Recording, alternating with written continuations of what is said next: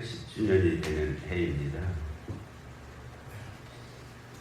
그래서 오늘 말씀은 이스라엘과 우리나라의 역사를 통해서 역사를 주관하시는 하나님의 섭리를 찾아보고 감사와 영광을 돌리는 그런 시간이 되었으면 좋겠습니다.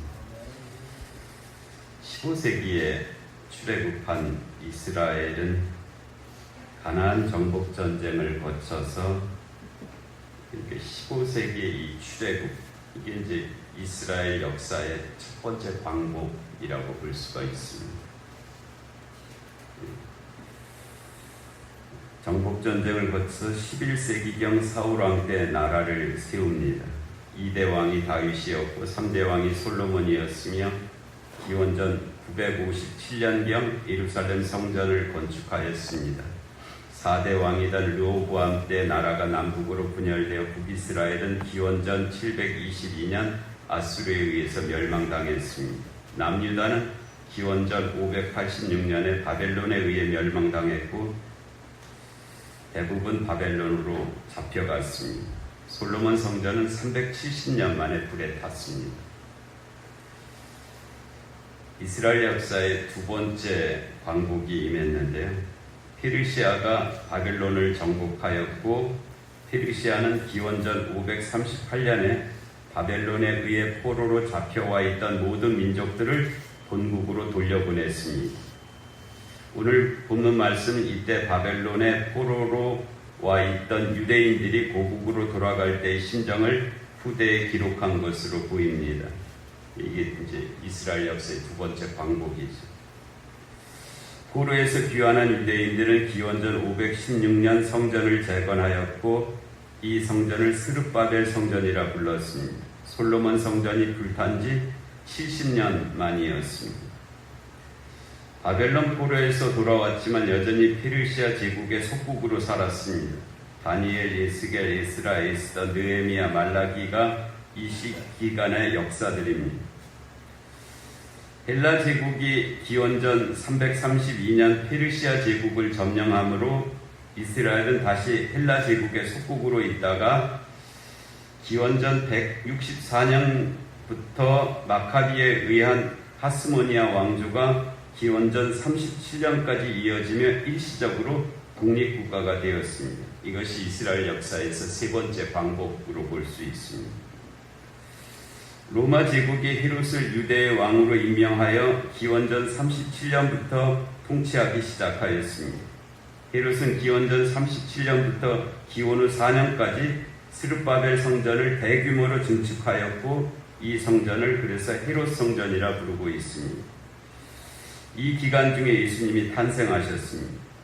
여기까지가 구약성경과 신약성경이 속한 그런 기간입니다. 주후 66년부터 70년까지 유대 로마 전쟁이 있었고 70년에 성전이 돌 하나도 도리에 남겨있지 않을 정도로 파괴되었고 유대인들은 로마와 전 세계의 포로와 노예로 흩어지게 되었습니다. 주후 135년부터 이 땅은 유대 땅이라고 불리지 않았고 로마 황제가 이 땅을 팔레스틴이라 부르게 하였습니다. 이 땅에서 유대인들은 추방되었고 아랍인들이 여기 들어와서 살았습니다. 우리나라의 역사를 보면 1392년에 조선 왕조가 건국되었고 이전의 역사는 좀 생략했습니다. 1897년에 대한제국이 선포되었습니다. 1910년에 일제강점기가 시작되었고 1919년 4월 11일에 대한민국이 선포되었습니다. 그래서 임시정부가 수립되었습니다. 1945년 8월 15일에 일제강점기에서 해방되었고 1948년 8월 15일에 대한민국 정부가 수립되었으며 1991년에 유엔에 가입하였습니다. 미국도 1776년 7월 4일에 영국으로부터 독립선언을 발표하였습니다. 그때 여전히 영국의 식민지 상태였습니다. 그러다가 1781년에 독립전쟁에서 승리하였고 1783년에 파리 조약에 의해 독립을 공식 승인을 받게 됩니다. 그리고 1789년에 미국 연방정부가 출범하고 초대 대통령이 취임하였습니다. 그렇지만 미국인들은 미국이라는 나라의 시작을 독립을 선언한 1776년 7월 4일로 여기고 있고 대부분의 나라들도 이것을 인정하고 있습니다. 광복은 빛광자에 돌아올 복자입니다.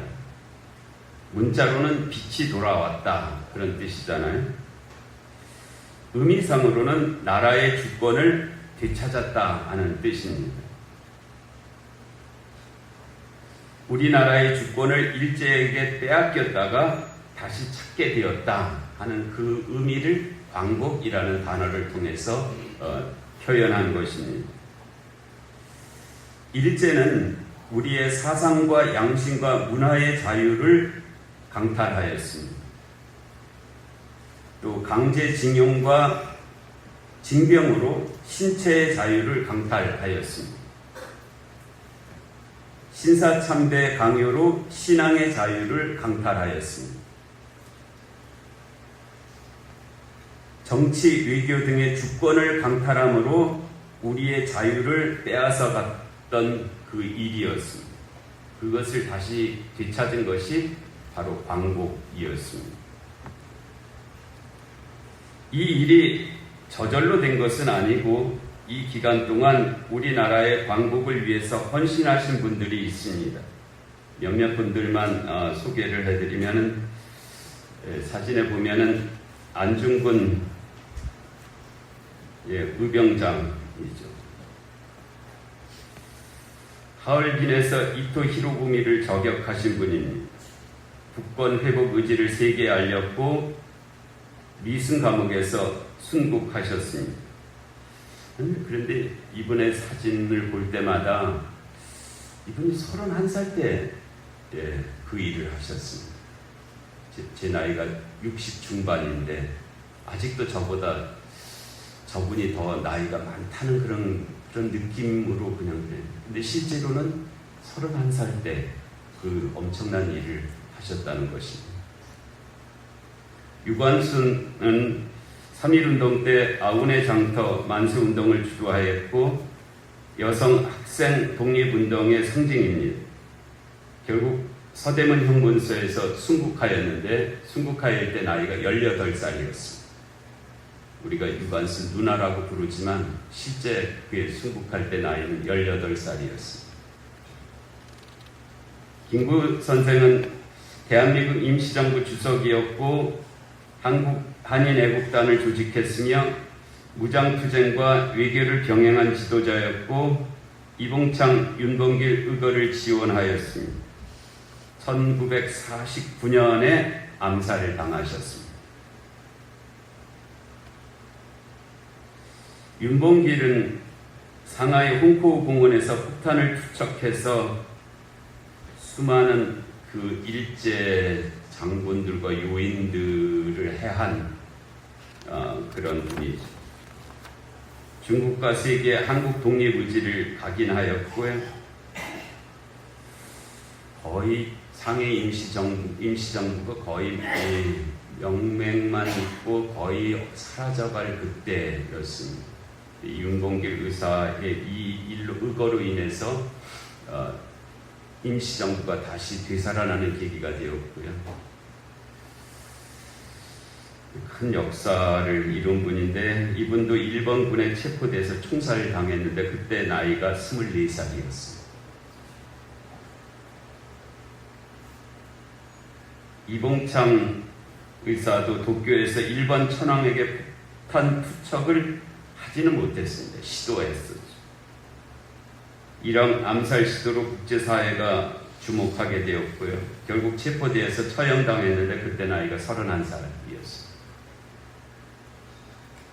안창호 선생은 흥사단을 창립하고 임시정부 초대 국무총리 대리를 하셨으며 실력 양성, 교육, 계몽 중심의 독립운동을 하셨습니다. 김원봉 선생은 의열단을 창립해서 후에 조선의용대를 조직했고 항일 무장투쟁을 지휘하였습니다. 일제가 가장 많은 현상금을 걸었던 인물입니다. 홍범도 장군은 봉오동 청산리 전투에서 독립군을 지휘하셨고 무장 독립운동의 상징적인 장군이십니다. 이혜영과 여섯 형제들인데요. 전 재산을 처분을 했습니다. 그래서 만주에서 독립군 양성 무장투쟁을 지원하였고 그 결과 그 후손과 본인들은 가난과 희생을 감수해야 했지만 한국 독립운동사의 중요한 기반을 마련하신 그런 집안입니다. 여섯 형제들이 다 그 일을 같이 했습니다. 그분들이 독립운동에 바친 재산은 현재 가치로 약 600억 원 정도 된다고 합니다. 간송 전연필 선생은 문화재를 지켜서 독립운동의 한 형태를 실천한 인물이십니다. 일제강점기 동안 자신의 재산을 들여서 우리 문화유산을 보존했습니다. 그가 훈민정음 해례본을 일본인 소장가로부터 되찾기 위해서 당시 그가 지불한 금액은 그 당시 기와집 11채 값을 지불했다. 이 외에도 여기에 열거하지 못했거나 이름이 알려지지 않은 수많은 분들의 땀과 눈물과 피로 인해서 이 나라의 광복의 역사가 이루어진 것입니다. 광복은 그 무엇과 비교할 수 없을 정도의 기쁨과 감사였습니다. 오늘 본문 말씀에서도 바벨론 포로에서 돌아오게 된 광복의 역사가 유대 민족에게 우선 기쁨과 감사임을 고백하고 있습니다. 1절, 2절에 여호와께서 시온의 포로를 돌려보내실 때 우리는 꿈꾸는 것 같아서 얼마나 사람이 정말 너무 좋은 일이 있으면 이게 꿈인가 그러잖아요. 꿈인가 생신. 너무 좋으면 그렇지. 그때 우리 입에는 웃음이 가득하였고 우리 혀에는 찬양이 찼었도다. 그것이 광복일. 우리나라도 광복절에 정말 온 백성이 처음에는 무슨 일인지 몰랐습니다. 라디오가 하도 지지직거리고 그래갖고 히로히토의 한국선언이 무슨 말인지 모르고 있다가 그 의미가 전달되자 모든 백성들이 뛰어나와서 이와 같은 기쁨과 감사, 찬양을 외쳤던 그런 날이었습니다. 이 일은 여호와께서 우리를 위하여 행하신 큰 일이었음을 고백하고 있습니다. 당시 이스라엘의 상황은 아주 절망적이었습니다. 그들이 할 수 있는 일이 정말 아무것도 없었어요. 그들이 스스로 포로에서 돌아올 가능성은 거의 없었습니다. 근데 하나님께서 그렇게 하셨거든요. 그래서 그에 대한 고백이 2절, 3절, 4절에 있습니다. 그때 문나라 가운데서 말하기를 여호와께서 그들을 위하여 큰 일을 행하셨다 하였도다. 여호와께서 우리를 위하여 큰 일을 행하셨으니 우리는 기쁘도다. 여호와여 우리의 포로를 남방 시내들같이 돌려보내소서. 우리나라 역사도 그런 면이 전혀 없지는 않습니다. 우리 힘으로 독립을 하기에는 정말 난감한 그런 때였지만 그러나 포기하지는 않았습니다. 그러나 그들도 나름 눈물을 흘리며 씨를 뿌린 일이 있었음을 상기하며 눈물을 흘리면서 기도했겠죠. 하나님 앞에 기도했을 거죠. 앞으로도 그와 같은 일에 공의의 하나님께서 역사하시어서 기쁨으로 그 곡식단을 가지고 돌아오게 하실 것이라는 믿음으로 찬양을 드리고 있습니다. 눈물을 흘리며 씨를 뿌리는 자는 기쁨으로 거두리로다. 울며 씨를 뿌리러 나가는 자는 반드시 기쁨으로 그 곡식단을 가지고 돌아오리로다 하였습니다. 우리나라 광복의 역사에도 동일한 의미들이 이 시편 126편 1절과 6절에서 그대로 들어있습니다. 그렇게 우리에게 광복을 주신 분이 하나님이시며 그 하나님께 감사하며 하나님은 광복의 역사를 이루시는 분임을 믿고 고백하는 그런 삶이 되어야 할 것입니다. 다시 이스라엘의 역사로 돌아가 보면 약 1800년 만에, 대략 그냥 2000년이라고 그렇게 말하기도 합니다. 1948년에 유대인들이 아랍인들이 살고 있는 팔레스틴에 이스라엘이라는 나라를 세우게 되었습니다. 2차 대전 이후에 홀로코스트 등등으로 해서 세계의 정세가 유대인들에게 우호적으로 그렇게 주어졌기 때문에 되어진 일인데, 그로 인해서 그 땅의 아랍인들, 주변 국가들과 분쟁 그리고 전쟁이 계속되고 있습니다. 현재 가자 지구와 서한 지구에 이스라엘에 의한 참혹한 일들이 이어지고 있습니다. 다 모든 통로를 막아놨기 때문에 가자 지구에서 수많은 아이들이, 아이들뿐만 아니라 살고 있는 사람들이 굶어 죽어가고 있습니다. 전 세계가 지금 밥솥과 후라이팬을 두드리는 시위를 하고 있습니다. 이들에게 밥을 줘라, 이들에게 먹을 걸 줘라 하면서 밥통과 후라이팬을 밤새도록 두드리면서 그렇게 시위를 하는 일들이 전 세계에서 지금 이어지고 있습니다. 그들이 굶어 죽어가고 있기 때문입니다. 1948년에 이스라엘이 팔레스틴 땅에 나라를 세운 것은 이스라엘에게는 광복인데 주변인들에게는 어둠이 되었던 것입니다. 올해가 광복 80주년입니다. 하나님께서 우리나라에 광복을 주셨는데 우리가 그 광복에 합당한 삶을 살아냈는지는 두려움이 있습니다. 광복을 주셨지만 이내 신탁통치가 이어졌고요.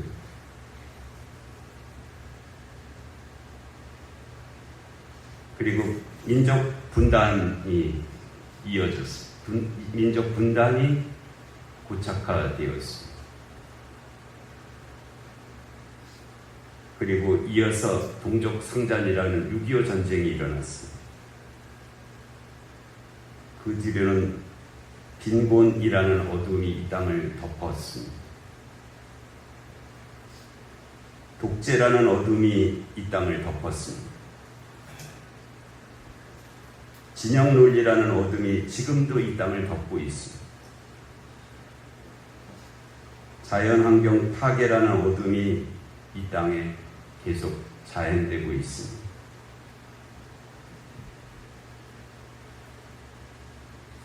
광복이 잃었던 주권을 다시 찾은 것이라면 그 핵심 가치는 자유일 것입니다. 존 스튜어트 밀은 자유론, 그 자유론의 영어 제목이 On Liberty입니다.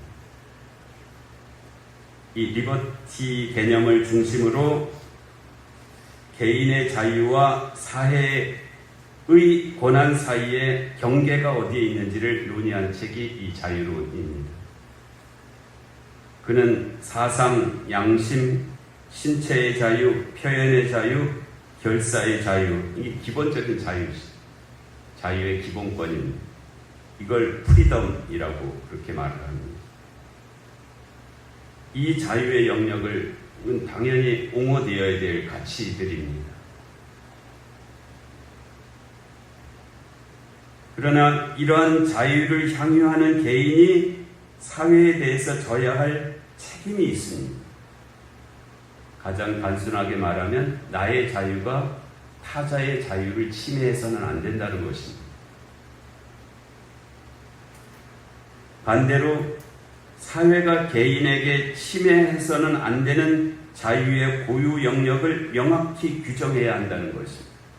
국가나 사회가 어떤 자기의 체제를 유지해 나가기 위해서 개인의 자유를, 그 자유의 영역을 침해해서는 안 된다 하는 것이 자유론입니다.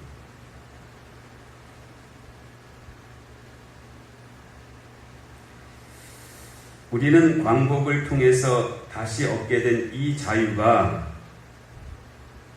우리나라에서는 물론 유대인이나 헬라인이나 남자나 여자나 종이나 자주자에게 이루어지는 세상을 위해서 울며 씨를 뿌리러 나가는 자가 되어야 할 것입니다. 이것이 광복 80주년을 맞는 우리의 또는 삶의 믿음의 자리이어야 한다는 것입니다. 저는 이 뜻을 하나님 이 나라 이 민족에게 주님의 공의와 정의가 이루어지게 하시어서 이 말세지 말에 열방을 영육간에 먹여 살릴 수 있는 나라와 민족과 한국교회가 되게 하여 주옵소서라는 기도문으로 그렇게 바꾸어 보았습니다. 그리고 매일 새벽 같은 말로 반복하고 있습니다. 주님의 은총이 함께 하시는 줄로 믿습니다. 은혜로우신 하나님 아버지, 광복 80주년을 주셔서 참으로 감사합니다. 하나님, 저에게 주신 이 광복이, 이 자유가 이 땅에서 온전히 충만하게 이루어지게 하여 주옵시고, 또 우리나라뿐만 아니라 전 세계를 향해서 하나님 광복의 역사가 이루어지는데 역할을 감당하는 이 나라의 민족 한국교회가 되게 하여 주시옵소서.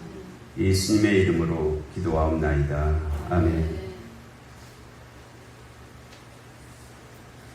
582장 찬송하시겠습니다.